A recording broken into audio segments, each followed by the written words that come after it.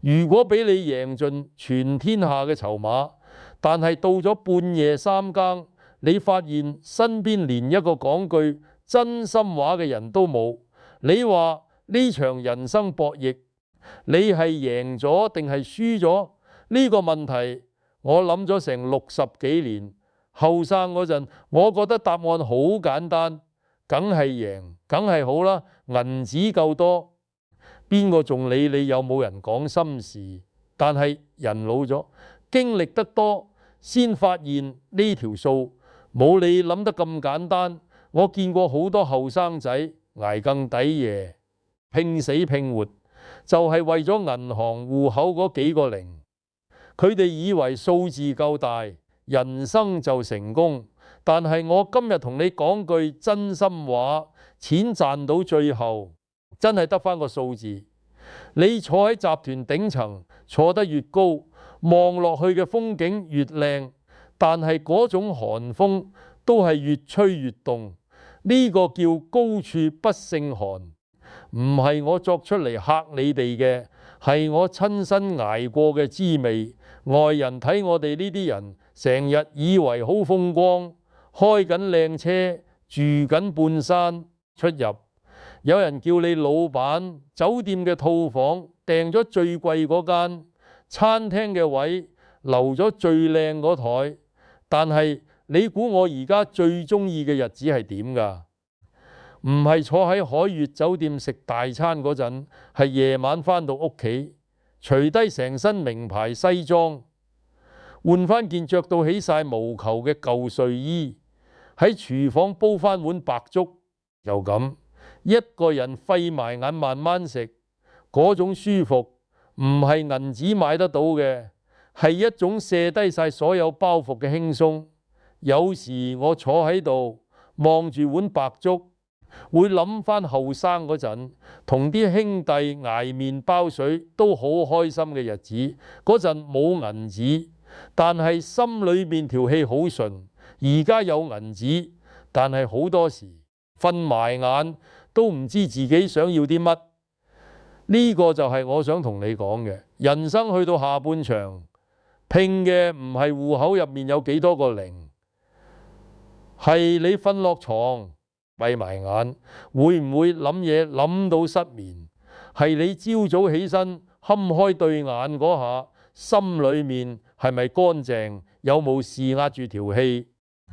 你賺到成個世界嘅籌碼，但係如果瞓覺都瞓唔安樂，你話你係贏咗定係輸咗？講到呢度，我要同你深入傾一傾。人生入面最暖嘅一個歸宿，就係有伴呢兩個字。你試想像一個畫面，你喺公司捱到夜晚11、2點，簽咗一份幾億嘅合約，全公司上下都同你恭喜，你笑得好開心。但係當你揸車返到屋企樓下，抬起頭見到自己屋企成層樓黑漆漆，冇一盞燈亮住，你話你嗰個心情會係點？我試過嗰種空虛，唔係贏一單大生意可以填得返嘅。相反，如果你返到屋企，遠遠望到有電燈仲亮住，樓上有個人閉埋眼等緊你返嚟，就算佢冇同你講乜嘢驚天動地嘅說話，就係嗰盞燈已經夠你成日嘅辛苦一鋪清袋。一盞燈代表緊有個人喺度掛住你。呢個世界錢可以買到好多嘢，可以買到勞力士，買到勞斯萊斯，但係買唔到嗰盞燈背後嘅牽掛。我見過好多男人事業做到好芒風，住半山豪宅，出入有司機，睇落威風凜冽。但係我同你講，冇人陪伴嘅男人，其實同一個流浪漢本質上冇分別。可能你間屋幾千呢，露台望到海景，但係你嗰種心境同瞓喺天橋底嘅人一樣，都係孤零零一個，冇個落腳嘅地方安放你火心。豪宅只不過係間大啲，靚啲嘅籠，你自己一個人喺入面一樣係流浪。咁乜嘢先叫真正嘅伴呢？我後生嗰陣做生意，身邊圍住好多人，個個都話同我兄弟感情。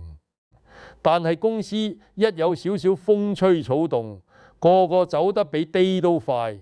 嗰啲睇中你銀包嘅人，永遠唔算係伴，佢哋只不過係嚟分你啲籌碼，唔係嚟同你捱苦嘅。真正嘅伴係邊個？係嗰個當年同你一齊喺車間度捱更抵夜嗰個，油污滿身都陪住你死頂到落機嗰個，係嗰個唔識乜嘢大道理，但係識得幫你捱夜計數，計到眼瞓都唔出聲嗰個，係嗰個同你為咗屋企柴米油鹽拗過嘴，但係拗完之後仲肯煲翻碗湯俾你飲嗰個。呢種伴唔係一朝一夕嘅甜言蜜語砌得翻嚟，係年年月月喺柴米油鹽入面一啲一啲磨出嚟嘅默契。呢種默契唔使你講，佢知你想要乜，你唔使問，佢知你頭先個樣係唔開心。呢種伴先至係你人生入面真正嘅底氣。而家好多後生仔覺得單身好自由，一人吃飽，全家不餓，唔想同人將就，唔想為咗第二個人受氣。我明白後生仔嗰種自由係好舒服，但係我要提你，人生唔係淨係得後生嗰20年30年，你遲早都會老，遲早都要面對嗰種能量。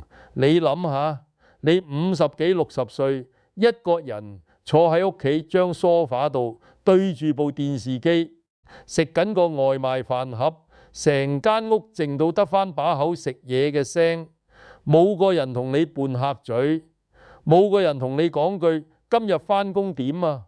嗰種苦先至係真正嘅苦。呢種苦唔會即刻嚟揾你，但係佢會喺你最冇防備嗰陣，靜靜地爬上心頭。我唔係叫你為咗怕孤獨就隨便揾個人電合，我係想你明白，揀伴唔係揀個靚樣，唔係揀個有幾多身家，係揀個肯同你一齊捱嘅人，捱得過風雨嘅感情，先經得起歲月磨。你有錢嗰陣，人人都想埋嚟同你講兩句，你冇咗嗰堆銀紙，仲肯留喺你身邊，同你講句真心話嘅，先係你嘅伴。我呢一世人贏過好多鋪大嘅，都輸過好多鋪慘嘅，賺過嘅銀紙堆起嚟都唔知有幾多層樓咁高。但係你問我人生入面邊一鋪贏得最開心，我會同你講，唔係邊單生意，係我後生懷苦嗰陣，身邊嗰個人肯陪住我一齊捱嘅嗰段日子。嗰陣冇乜嘢好食，但係心裏面條氣順到不得了。人老咗先明，籌碼可以贏完再輸，輸完再贏，一鋪起一鋪清，都係遊戲入面嘅事。但係伴呢樣嘢錯過咗，未必再有第二次。你而家可能覺得自己後生，時間有嘅係，你想幾時揾伴都得。但係人生嘅殘忍就係，你越口實越唔識珍惜。等到你識嘅時候，好多嘢已經過咗個時辰。所以我今日同你講呢番話，唔係叫你唔好搏，唔好揾銀紙。銀紙梗係要揾，籌碼梗係要贏。冇銀紙寸步難行。呢個世界好現實，但係你贏籌碼嘅同時，唔好唔記得留返個位置俾嗰個肯陪你捱嘅人。因為到最後你會發現，銀紙可以幫你買一間好靚嘅屋，但係買唔返一排為你而亮嘅燈。我呢世人見過太多有錢，但係過得好悶楚嘅人，個個銀行戶口多到數唔晒，但係眯埋眼嗰陣，成張臉都寫住個苦字。亦都見過太多好平凡嘅人，屋企細細，銀紙唔多，但係一家人圍埋一齊食飯，笑得好大聲，嗰種快樂係好多有錢人一世都求唔到嘅。如果你想聽聽我呢個90幾歲嘅老頭子，仲有邊啲壓箱底嘅人生聖經記得訂閱我帶你睇清呢場人生兜局。做人做到我呢個歲數，見得多都試得多。我發覺一件好奇怪嘅事，銀紙越多嘅人瞓得越唔安樂。你哋可能覺得奇怪，有錢梗係開心啦，點會唔安樂？我同你講，呢個世界最大嘅笑話就係好多身家億萬嘅老闆，夜晚要食安眠藥先瞓得着。你話慘唔慘？佢哋驚乜嘢？驚啲股票跌，驚盤生意輸，驚後生仔後浪推前浪，將佢哋拍死喺沙灘度。呢種驚唔會因為你銀紙多咗就冇咗，反而會越滾越大。因為你贏得越多，就越驚輸返轉頭。你企得越高，就越驚跌落嚟嗰下有幾痛。呢種心理我哋呢行叫做贏咗都驚，係一種病，有錢都醫唔返嘅病。我見過一個老友做地產發咗達，成日眉頭深鎖。我問佢：你袋咁多錢，仲愁乜嘢？佢話：愁緊間廠嘅訂單會唔會走佬，愁緊個仔會唔會爭氣，愁緊自己嗰個位遲早俾人搶。我聽完之後，心入面諗，佢贏咗盤數，但係輸咗條氣。錢可以買到最靚嘅床褥，但係買唔到瞓落去嗰種心安理得。你話呢單嘢慘唔慘？咁點算好？我後生嗰陣都試過呢種焦慮，日日對住盤數字，對住個天平嗰度，到自己都掂埋。後嚟我明白一個道理，人係唔可以淨係識揾銀嘅，人一定要有個精神嘅出口，等你個腦袋可以暫時走出嗰個輸贏嘅框框，去到一個冇人同你計較嘅世界。呢個就係我想同你講嘅有樂。好多人以為興趣愛好係擺款嘅嘢。打高爾夫夫係為咗識人脈，飲紅酒係為咗撐場面。我同你講，如果你打波都要諗緊生意，飲酒都要諗緊掂同人攞單，你呢個唔算興趣，你係揾多份工嚟做。真正嘅興趣係要專注到入晒神嗰種。譬如你去打波，喺個波飛出手嗰半個鐘頭，你個腦入面淨係得個波，冇公司嘅事，冇屋企嘅煩惱，冇邊個又走數。嗰種專注係一種淨化，將死成日重住嘅嗰堆亂麻暫時撥開一邊。你哋而家後生仔成日話冇時間冇興趣，返完工淨係識得刷手機。我要同你講句真心話，個人如果冇一樣真正屬於自己嘅樂趣，佢嘅人生係好乾㗎，乾到好似一張白紙，冇色彩冇起伏。呢種樂趣唔一定要好貴，唔一定要去邊度旅行先叫享受。我而家最中意嘅係喺屋企陽台度種幾盆花，早上幫佢哋淋下水，睇住佢哋一日開花。嗰種滿足感唔係買個 LARV 手袋可以比擬嘅。花唔識講嘢，但係佢會靜靜地教你萬物有序，唔使急。又譬如整餐飯，好多人以為煮飯係阿嬸做嘅事。我同你講，我而家仲會親自落廚，落鑊嗰下啲聲切菜，嗰陣嘅節奏，將啲材料變成一碟熱辣辣嘅餸，端出嚟俾屋企人食，佢哋讚一句好味，嗰種開心係好實在嘅。仲有讀書，我唔係叫你讀啲乜嘢大道理嘅書，就算你揭幾頁閒書，睇下人哋嘅古仔，都可以令你嘅心靜返落嚟。我最怕見到而家好多人嘅人生係一條直線，朝早起身返工放工，返到屋企就係刷手機，刷到眼瞓就瞓覺，第二日再嚟過呢種生活，日復一日，年復一年，冇高低起伏，冇乜嘢色彩。我同你講句唔中聽嘅，呢個唔叫生活，呢個叫做生存。生存同生活嘅分別就係有冇一啲屬於自己嘅樂趣，等你個心可以透透氣。人生如果冇起伏，就好似一杯冇加糖冇加奶嘅白開水，飲落肚可以維持命仔，但係冇味道。講完有樂，我要同你講一樣更加重要嘅嘢，叫做有道。我做咗大半世生意，見過太多人贏咗開頭幾鋪，就以為自己天下無敵，將全副身家壓晒落去，低埋條命。我同你講，商場入面最緊要嘅智慧，唔係識得點樣贏，係識得點樣唔貪。你贏得幾多都好，你唔倒上你嘅全部，因為你一鋪清袋就冇得翻身。好多人問我，點解你睇市睇得咁準，次次都識喺高位走人？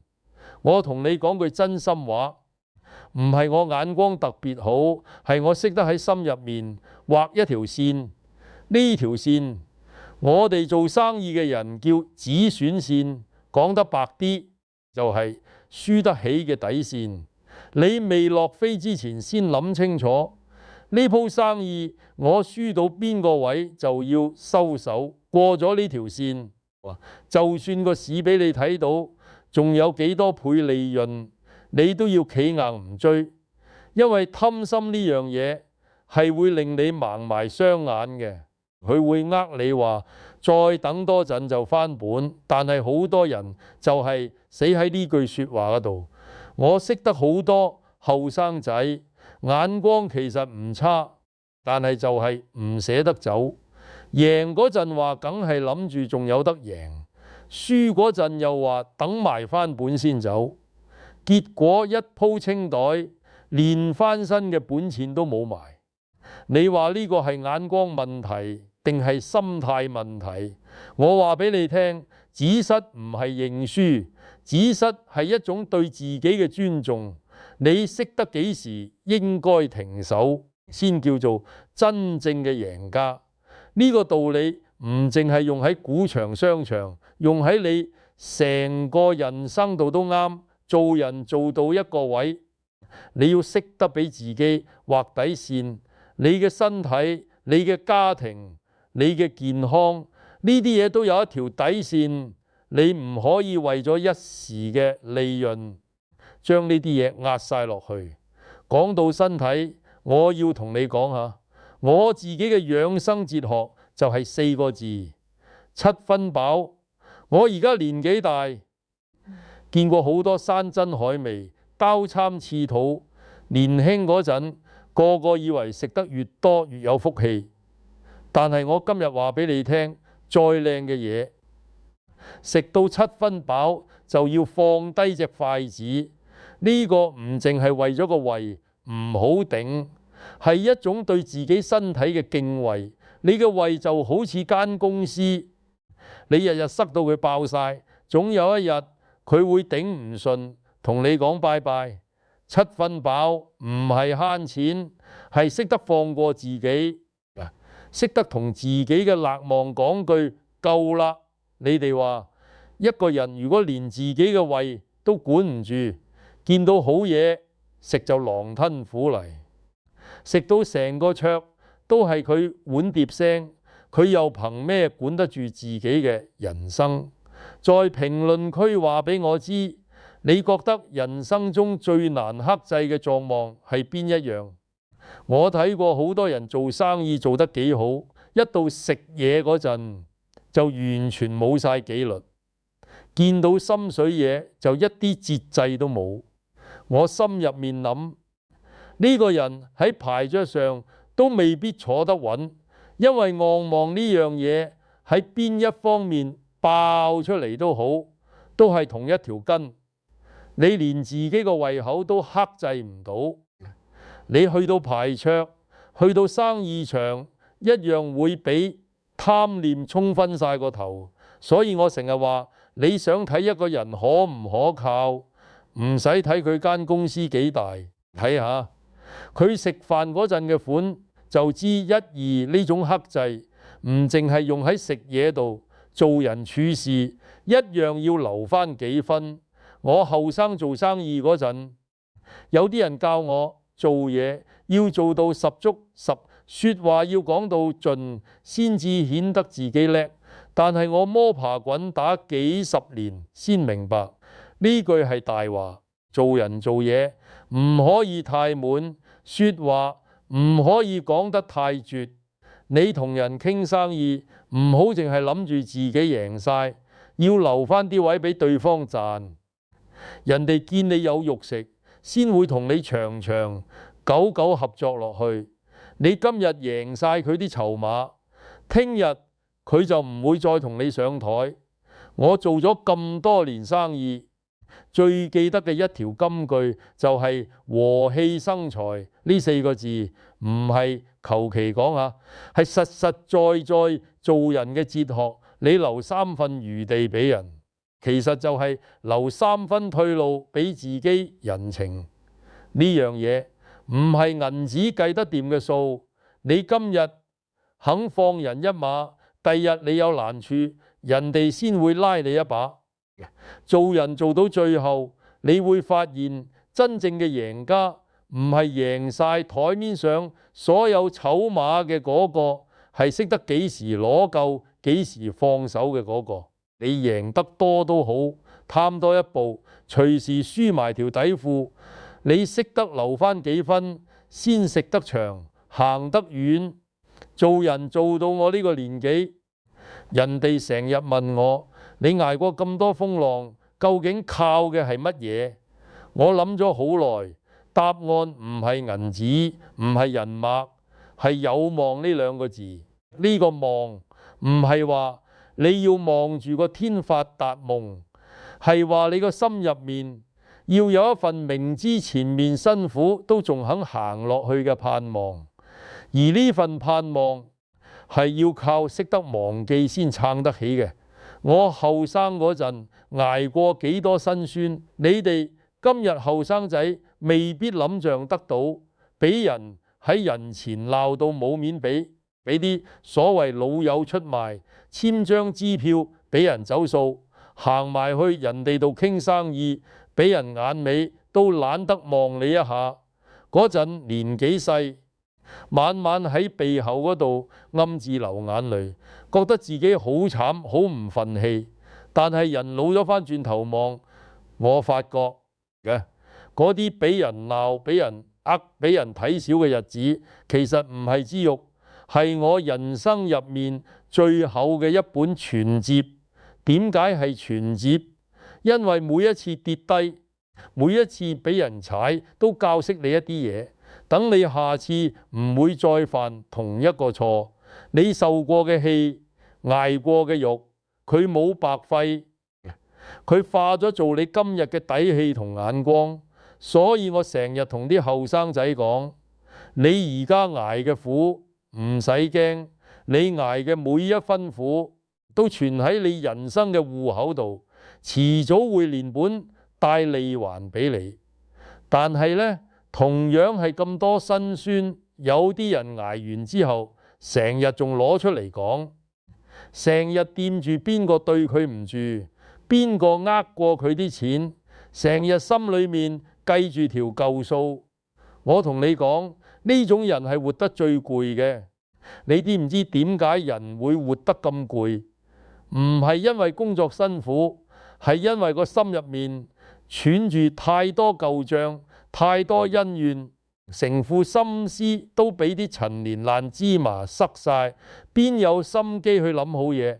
我以前都試過爭，一個人爭到眼火爆，成晚諗住點樣先可以出翻啖氣。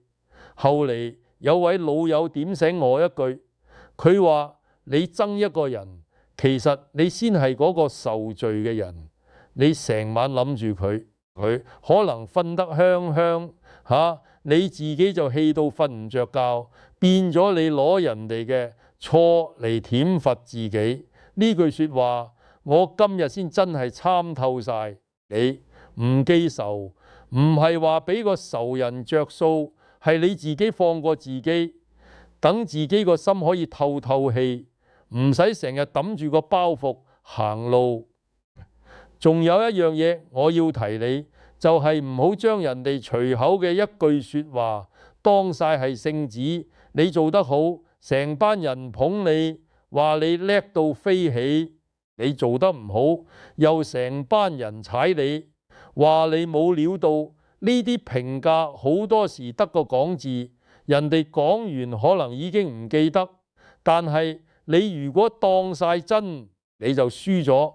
你贏唔好贏到飆飆然，你輸都唔使一沉不起。別人嘅一句話就好似天氣咁，陰天落雨，你唔會成日企喺度嬲個天，過咗就算，過咗就放低。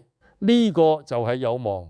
你要相信捱過嘅苦係本錢，放低嘅恩怨係輕鬆，個心冇雜念，前面嘅路先行得舒服。講完有望，我要話你知一樣我最相信嘅法寶，叫做有效。呢個效就係一個微笑。你哋可能會話老友記，微笑呢樣嘢邊有你講得咁圓？笑客咪笑客咯。我同你講，你未坐過談判桌，未捱過生意場上嘅刀光劍影，你未必識得一個微笑嘅威力。喺談判桌上，有時大家劍拔弩張，你一言我一語，成個房嘅空氣都凝住晒，冇人肯讓步。呢個時候，如果你識得放低個戒心，俾翻個真誠嘅笑容對方，你會發現個氣氛即刻鬆翻啲，人哋見你笑，心入面嗰種防疏會不自覺卸低少少，因為笑呢樣嘢係人同人之間最原始嘅一種信任信號。你笑咗，佢先肯聽你講嘢，先肯坐低同你慢慢傾。我做咗咁多年生意，最記得有一鋪公司周轉唔靈，債主上晒門口，成班員工人心惶惶。我自己嗰晚喺屋企，成塊面拉到好長，愁到成個人好似冇晒魂魄咁。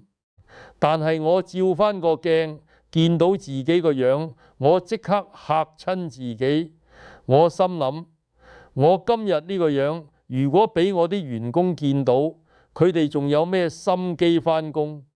我即刻逼自己對住個鏡度練翻個笑容出嚟。初初笑得好僵硬，好似哭差唔多，但係我逼住自己笑，笑到個嘴角向上揚，我發覺個心情真係會慢慢跟住轉。笑完之後，我望住個鏡入面嗰個人，忽然間覺得事情未去到絕路，一定仲有得諗。呢個唔係阿 Q 精神，係一種好實在嘅心理狀態調節。你個腦一日俾愁容霸住，佢就淨係識得諗死路。你個腦一放鬆，你先有空間諗翻生路出嚟。我第二日返到公司，掛住笑面，同班員工講：呢單嘢我度緊計，你哋放心，我哋一齊捱過號。你估員工個個點睇？佢哋見到老闆冇晒愁容，反而心定咗。因為做員工嘅最驚見到老闆自己都亂晒陣腳，老闆一誇，成間公司嘅氣勢就散晒。你老闆企得穩，笑得出，員工先有信心跟住你死頂啦。所以做領導嘅，你嘅笑容唔淨係你自己嘅事，係成間公司嘅定心丸。